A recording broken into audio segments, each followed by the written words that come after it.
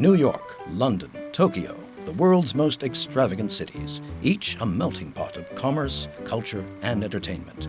Every year, more than 100 million visitors walk beneath their towering monoliths, monuments to mankind's perseverance and ingenuity. But no visitor on any shore has made a more lasting impression than the giant monsters that have come before. Never content with ravaging small towns, these 200-ton tourists have been seeing and smashing the sights since the silent film era. The Brontosaurus in The Lost World, the eighth wonder of the world, King Kong, the Paleosaurus in The Giant Behemoth, the Rhedosaurus in The Beast from 20,000 Fathoms, and the gargantuan Godzilla. However, no visitor from the past could prepare mankind for the night when London was host to the biggest, baddest mother of them all.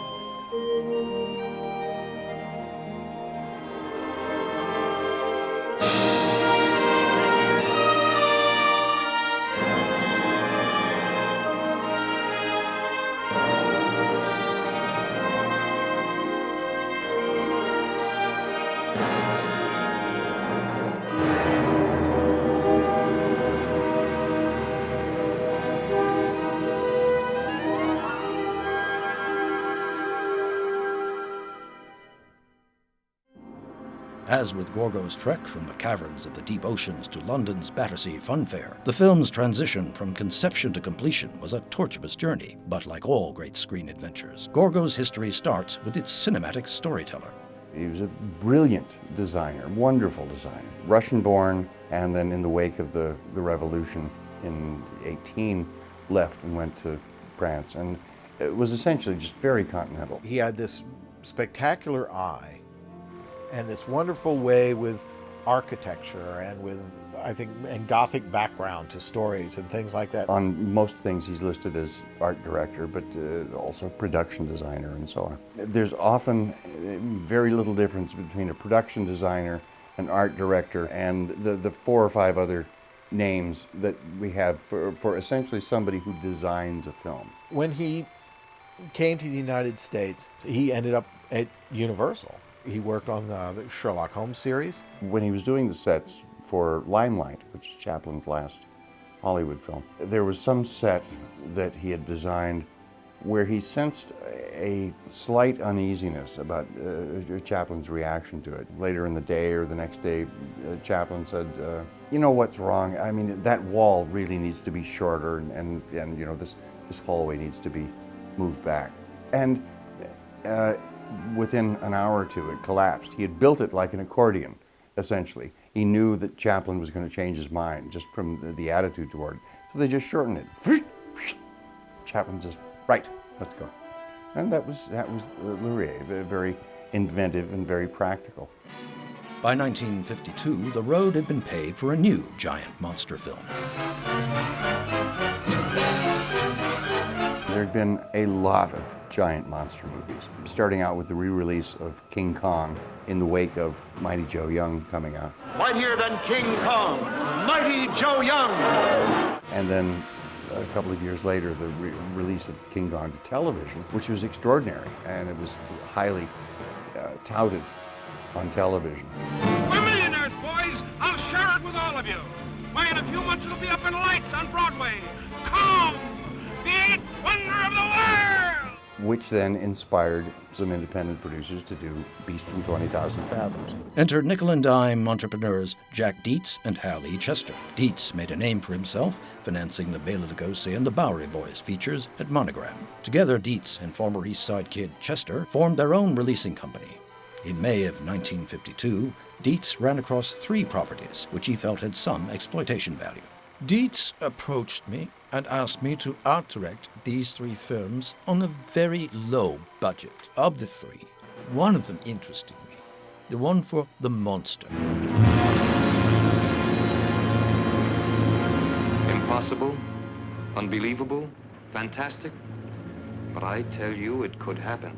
So he came to giant monsters not with necessarily a background in fantasy. He came to it knowing the tricks that you use to make something good and visual. Immediately, Laurier worked with a team of writers, including friend Dan Hyatt, to develop Dietz's outline into a workable screenplay, which would ultimately incorporate elements of the short story by author Ray Bradbury, The Foghorn, originally published in the Saturday Evening Post in 1951 as The Beast from 20,000 Fathoms.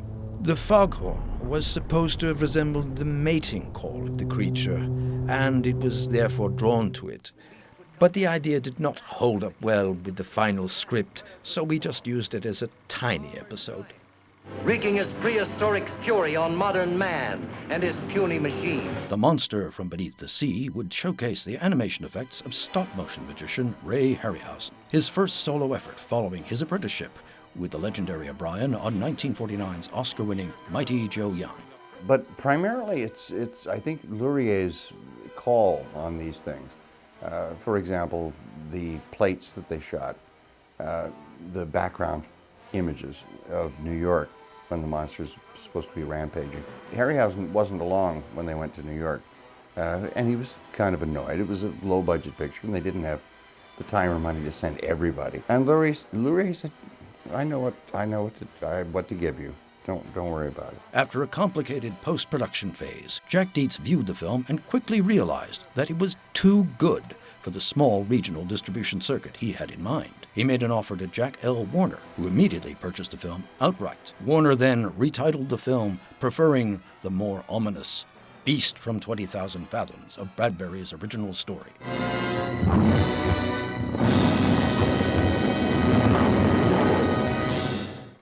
The runaway box office success of Beast gave birth to such offshoots as the nuclear-spawned giant ants of Them in 1954 and Japan's still-running stream of monsters beginning with that year's seminal Godzilla.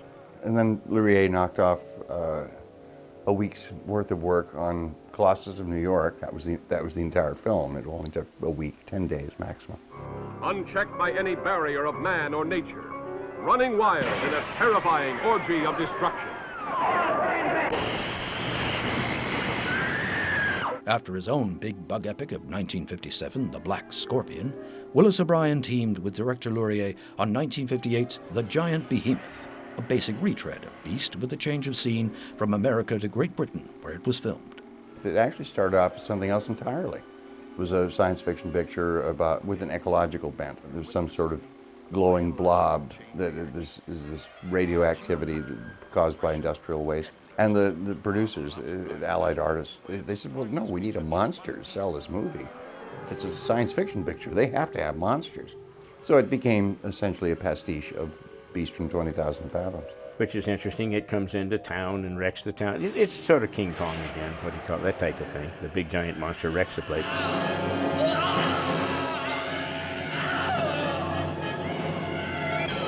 Despite technical and budget problems, the film succeeds as a moderately entertaining and decidedly grim portrayal of radiation-powered devastation. Upon Laurier's return from England, he was approached by the producer brothers Frank and Maurice King to see if he could conjure up yet another sea monster story. But the giant monster Laurier was commissioned to create for the screen would not be the only monsters he would have to contend with. The King brothers were they were criminals. And not surprisingly, given that background, they ended up in Hollywood. They decided they wanted to make movies. They had Monogram Pictures as their primary home during the late 30s and early 40s. But their movies were a little cut above the normal Monogram product. When Strangers Marry, directed by William Castle, which was his first film as a director, starring Robert Mitchum and Dean Jagger. Remember Scarface? Remember Little Caesar? The enormity of their crimes was exceeded in real life by the man you're now looking at. One of the first biggies they did was a fairly low-budget movie called Dillinger, and it made a pot of money. Introducing a new dynamic screen personality, Lawrence Tierney as John Dillinger. They then went on, they did a very good film with Frank Tuttle who had directed This Gun for Hire at Paramount called Suspense. So they were kind of the top flight producers at Monogram through the war years. Through distributors like RKO and United Artists, they released scores of crime dramas, including the critically successful Gun Crazy, directed in 1949 by Joseph H. Lewis. In the early 1950s, they did a couple of interesting films, and again, competently made, too. Carnival Story with Steve Cochran, which was shot overseas. After setting their sights on the big top with Carnival Story, they turned to adventure films such as 1956's Oscar-winning The Brave One. They would get their money independently, and then they would release through a studio. As the self-appointed Barnum and Bailey of the motion picture business, the King brothers were always on the lookout for the latest cinematic sensation. So way down the line, late in the 1950s, the King brothers decided it'd be a good idea to make a giant monster movie. After monitoring the enormous profits Japan's Toho films were generating with films like Godzilla and Saturday Matinees, the King brothers lined up a co-production deal in Japan to produce their own giant monster saga. The King brothers decided that this was going to be the biggest, the grandest giant monster film of all. And naturally, they went to a guy who had done it at least twice before. I was commissioned to write the screenplay together with my friend Daniel Hyatt. Our story was entitled Kuru Island, and it took place on one of the Pacific Islands and in Tokyo, Japan. The genesis of Gorgo and its happy ending, which is fairly extraordinary for giant monster movies, at least it was till then, goes back to Beast from 20,000 Fathoms, when Gene's daughter, Anita, saw the movie. The child was strangely affected by the climax, in which the beast dies amidst the flames of an amusement park inferno. During the drive home, she blurted out, "You were bad, Daddy. You killed the nice beast." And her dad said, "Well, one of these days I'll do a movie where the monster doesn't die, just for you." The story had some very poetic qualities. Although the locale was to him in Japan, it had nothing to do with the Godzilla-type story construction. I wanted the creature to confront human beings, but there were no scenes of the military shooting at it. Which gives this a neat tone that monster movies didn't have before. But essentially all the things in the 50s, even going back to King Kong and the Lost World, the monsters weren't characters, they were forces of nature. They were there to destroy things and to eat people and to scare people, but they didn't have any particular character. But when the co-production deal in Japan fell through, the King brothers searched the globe for another locale to base their giant monster story. So they came up with another idea. Let's shoot it in Paris. And this great monster can wade up the Seine from the sea to Paris and tear down the Eiffel Tower. And Laurier, who adored Paris, I mean, he was just this wonderful babe, a Frenchman at heart, basically, pointed out that Paris was 100 miles inland, and the monster would have to wade about a week and a half up this river to get to it. And went, no, that's not going to work. That's not going to work. By April of 1959, the King brothers' whirlwind tour of Europe came to an end. The decision was made to shoot the picture in London, partly due to the facilities at MGM's studio in Boreham Wood, as well as access to special effects genius Tom Howard, head of the studio's optical house at the time. Along with the change in location, the screenplay underwent a series of extensive revisions, per Frank King's request. 2 new writers were employed to change the story completely. When I asked the King brothers the reasons for this, the answer was, "But Gene, it is to your advantage. As you will direct this film, you will have an enriched screenplay. Believe us, 2 brains are better than 1. Instead of a reverence for nature, the constant theme found within the original Kuru script, the new characters' motivations were that of greed, with the film's heroes transformed from innocent pearl divers to treasure hunters." Oh, let's get out of here. Wait a minute, Sam. There's thousands of dollars worth of stuff in that old rust bucket. I'm not getting out of here without it. Also added to the climax of the new script was the violent intervention of the military. However, some of the spectacle found within Laurier's version survived. The volcanic eruption under the sea, the capture of the smaller creature, and the surprising final rescue by its mother. It was this great story about them finding this dinosaur, and the big screw-up is this giant beast is the baby Gorgo, and here comes Mom to save him. You're trying to say there may be a fully grown one of these things around somewhere? It's a fair assumption. Where there are offspring, there are generally parents. But it was a great twist because you didn't know it to the very end of the film that Gorgo was not the main character of this film. I personally think that the mother-baby relationship in the story is what positively influenced the King brothers, known for their strong attachment to their mother. While the script was readapted to take advantage of the English and Irish locales, the title was changed to Gorgo, a contraction of the film's alleged gigantic Gorgosaurus of the prehistoric era. Now, with the revised script and the new locations, the producers turned their attention to the casting of their monster epic. Hi. Is there a harbor master we can talk to? Adiana with an issue. Gaelic, huh? Doesn't sound like welcome in any language. As with his earlier prehistoric monster films, Laurier assembled for Gorgo a cast of solid but lesser-known actors, the exception being the then-prominent British leading man Bill Travers in the role of Sea Captain Joe Ryan. A veteran of film and television, Travers began his acting career on the stage in 1949, but it was his success in the 1955 film Geordie that landed him a contract with MGM.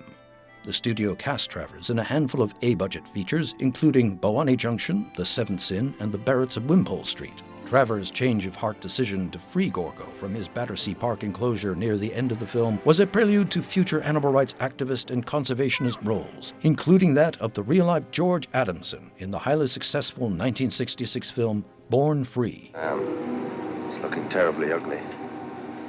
The men are getting edgy.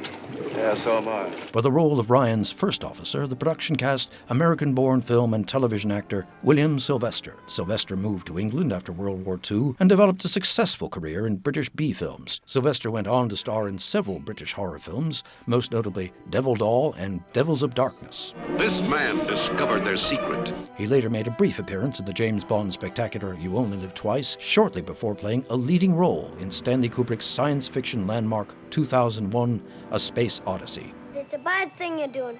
A terrible bad thing, Mr. Ryan. Why don't you call me Joe? Okay, Joe. Okay, Sean. Even child actor Vincent Winter, who played the Irish orphan Sean, already had an established career prior to Gorgo. I came to let you go back to the sea. His outstanding performance in 1953's The Little Kidnappers had earned him an honorary Oscar.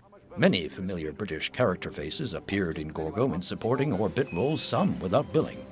Martin Benson, who played circus manager Dorkin, is best known as gangster Mr. Solo in the James Bond classic Goldfinger.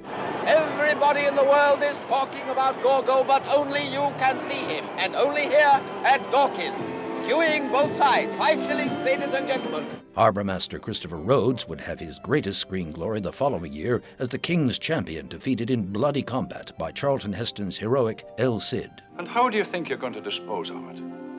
Oh, you must have figured out a way. I'll bet we can. You dirty blackmailer! Shut up! You're getting off easy, friend. Unbilled actors include Alex Scott and Harvey Hall, familiar heavies on British television and in Hammer films, as respectively an angry fisherman and an army officer. Army Commander Martin Boddy is best known as Joan Collins' unsuspecting husband in Amicus Films' 1972 EC Comics adaptation Tales from the Crypt. The distinguished Nigel Green appears for all of 30 seconds as an army officer making a report. He is better known as Hercules in Harryhausen's Jason and the Argonauts. The ghostly-looking television reporter is Morris Kaufman, then husband to Honor Blackman, better known as Pussy Galore in Goldfinger, and was later one of many murder suspects confronting Peter Sellers' Inspector Clouseau in A Shot in the Dark. With a British cast in this type of film, they always brought an element of dramatic authority. Sometimes you didn't get that in an American movie of the same type. Filming at MGM's British studio at Boreham Wood meant that Laurier could draw his crew from the top talents in the industry. Art director Elliot Scott's career stretched from such 1950s and 60s favorites as George Powell's Tom Thumb and Robert Wise's The Haunting. The Technicolor cinematography was in the exceedingly capable hands of the veteran Freddie Young, whose long career embraced MGM's Ivanhoe and John Ford's Mogambo, Oscar wins for 3 David Lean epics beginning with Lawrence of Arabia and the 007 blockbuster You Only Live Twice. Technician Tom Howard's pioneering Technicolor optical effects helped earn an Oscar for Alexander Korda's 1940 Thief of Baghdad. His expertise graced most MGM productions, netting Oscars in 1958 for Tom Thumb and 1968 for Stanley Kubrick's massive 2001 A Space Odyssey. The first major item on the agenda at the MGM studio was the creation of the Gorgo suit. What's that?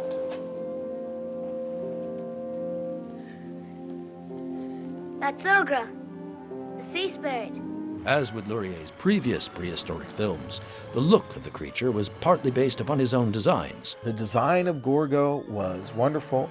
It was a really interesting looking dinosaur with those kind of wings behind its ears. So it seemed very lifelike. Laurier refused to base the design of Gorgo on the original Godzilla suit. He felt that it was clumsy, unconvincing, and incapable of the characterization found within the script. Ultimately, the solution was to devise a series of hydraulically powered commands operated by a control box from within the suit. The movement of the eyes, the ears, and the tail were all activated by independent hydraulic systems. It's an interesting approach, and I think it works organically within the story. It doesn't seem false for some reason. 4 stuntmen were recruited to become the inner skeleton of the 8-foot Gorgo suit. Each had to practice walking with heavy webbed feet, as well as to learn what buttons to push for each hydraulic function. It was really a terrific suit. I'm sure extremely uncomfortable. But there is still that touch, that human element, I think, that somehow always comes through with the man in the suit. Gorgo began production on September 23, 1959, with Morris King handling the administrative duties and his cigar-chomping younger brother, Frank, keeping a close eye on the on-set activities. The size of the MGM studio was a special effects director's dream, quite a contrast to the tiny London studio where Laurier filmed the giant behemoth. The effects in this are extraordinary. It's a combination of both Laurier's design work and the effects crew at MGM. Elliot Scott built a very impressive exterior of Dawkins' amusement area, containing the Gorgo compound. Next to it, matching the exterior, was a miniature set scaled to Gorgo's size of the same compound. For the early diving sequences, a deep tank was used on the main stage. 2 shallow water tanks containing 3 feet of water were built on 2 additional sound stages. One was used exclusively for the 200-foot miniature of the Thames River embankment and the Tower Bridge. The miniature effects are extraordinary, huge things, and because they're big, when they're destroyed, they have a certain heft to them, which you don't have in a lot of Godzilla pictures. It just looks like he's knocking over paper buildings. And certainly in something like Reptilicus, where they really are paper buildings, you really felt this creature was destroying these 100-year-old, 200, 400-year-old London landmarks. Now, they overcrank the camera. In other words, they film the camera at a very high speed. And what it does is it slows down the action. If you'd see that just in real time, I mean, when they're shooting it, you'd laugh. You really would laugh. Because, I mean, the guy hits the thing and it just literally just falls right down. It has to have weight. And that's the one way you get weight, because it's huge and it's coming down and crashing and stuff. And with your sound effects, you can make it work. The second stage accommodated the live-action sets for the blue screen shots. The storm sequence at the beginning of the film was filmed on this stage, with dump tanks flooding the deck of the freighter set. I got you! The scene that really got me in Gorgo and scared me was this one, because also it was a prop. So it seemed like, I was like, oh my God, it seemed like they had actually found a giant dinosaur. It was there under the water, and they just happened to be lucky enough to be there with cameras to actually capture this thing. For the scenes where we had to first see the drugged animal on the deck of the ship, then transported on a platform truck from the docks to a special enclosure in the amusement area, Battersea Park, London, we used a subterfuge.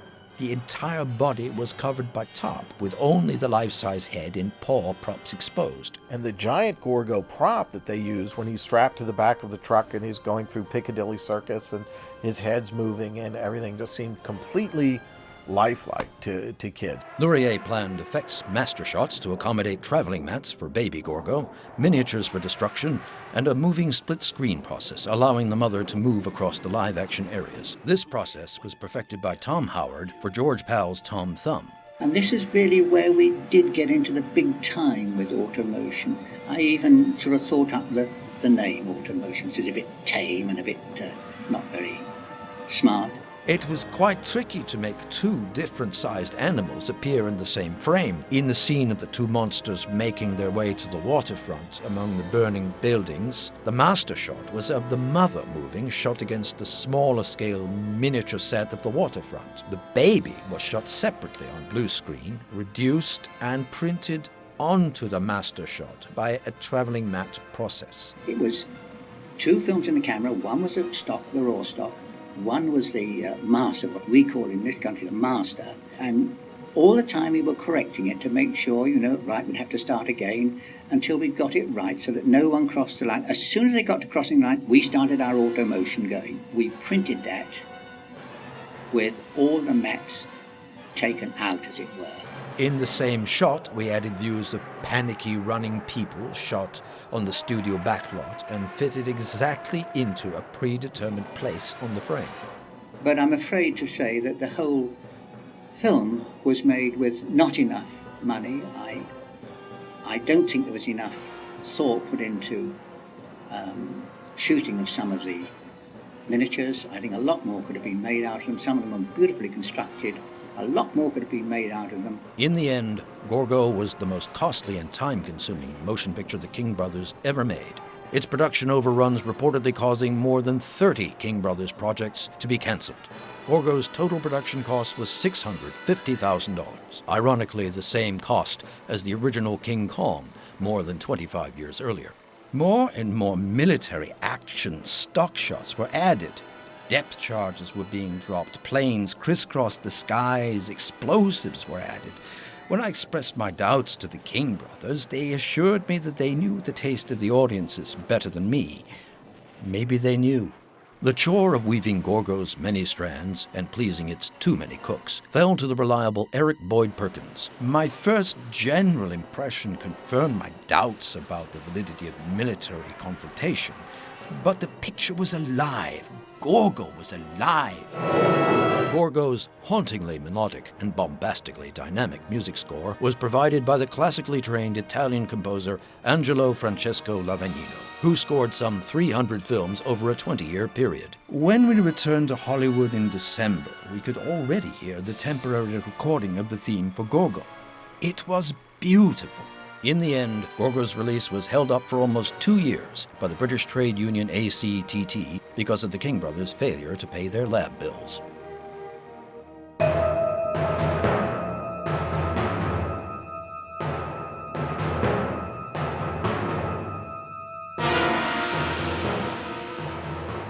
My first introduction to Gorgo was the stunning Basil Goga's painting on issue of Famous Monsters, right when the film was coming out, and I was like, oh my gosh, what in the world is this?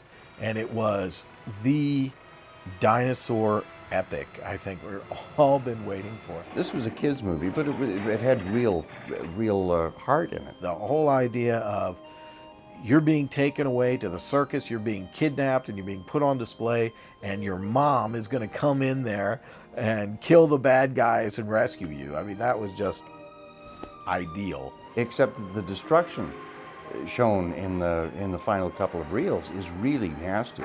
Creature's gone. I mean, people are getting burned alive and crushed by debris. Gorgo was successfully released after long delays to good box office in both the US and the UK, but had its premiere in Tokyo, Japan, of all places, where it was an unexpected smash hit. Gorgo was very, very heavily promoted when it was released here by MGM. Very heavily promoted. Gorgo's footprints proved deep indeed, and probably led Toho Films to revive their long-dormant Godzilla. Most blatantly, in 1967, another rival studio, Nikatsu, virtually remade Gorgo in its original South Sea setting as Gappa, about two monster parents looking for their offspring. Gorgo also inspired about a year or 2 years worth of comics from Charlton Comics. Charlton was like a distant third or fourth or fifth after DC and Marvel in the early 60s. Eugene Laurier himself was now firmly typed as a dinosaur wrangler and directed no films after Gorgo, but instead devoted himself to production design and special effects, often on a grand scale.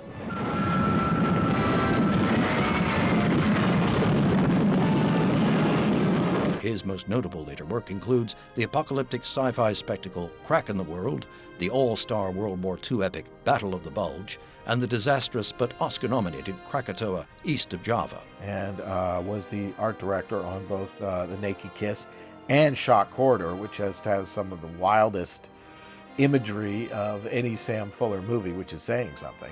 Today, over 50 years since its debut, Gorgo remains a monster movie for kids of all ages. Many claimants to the title Ninth Wonder of the World have followed King Kong's Eighth Wonder lead, but in terms of enduring impact, Eugene Laurier's Gorgo may still lead the parade. You just asked Mr. Dorkins. Tickets, anyone?